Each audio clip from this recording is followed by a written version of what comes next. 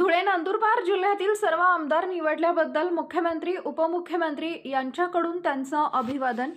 तसेच धुळे जिल्ह्यात 25 वर्षांनंतर व गेल्या 15 वर्षापासून ग्रामीण भागाचे आमदार कुणाल पाटील यांना आज राम बदाने यांनी पाडल्यामुळे हा विजय मोठा ठरला गेलाय। कारण असं की राम बदाने यांना अनुभवी आमदार कुणाल पाटील यांच्यासमोर मोठं आव्हान उभं केलं आणि देशाचे पंतप्रधान नरेंद्र मोदी, महाराष्ट्राचे मुख्यमंत्री एकनाथराव शिंदे, महाराष्ट्राचे उपमुख्यमंत्री देवेंद्र फडणवीस, महाराष्ट्राचे उपमुख्यमंत्री अजित पवार, अमित शहा यांची सभा झाली। वातावरण भाजपमय झालं असून आज धुळे जिल्ह्यामधील 5 आमदार निवडून आले।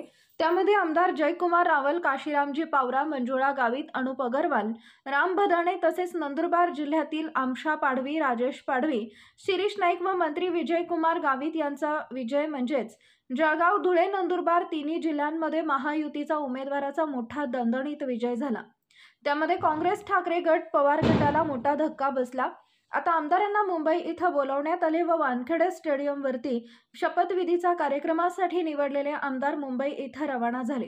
कार्यकर्त्यांमुळे शहरांमध्ये जल्लोष आहे। नंदुरबार जिल्ह्यामध्ये जल्लोष होत आहे। शिरपूर तालुक्यामध्ये जल्लोष होत आहे। म्हणून पहिल्यांदाच असं झालंय की एकही उमेदवार काँग्रेसचा, ठाकरे गटाचा व पवार गटाचा निवडू शकला नाही। हे इतिहासातला पहिल्यांदा नवयुवक व नवीन आमदारांची निवड झाल्यामुळे।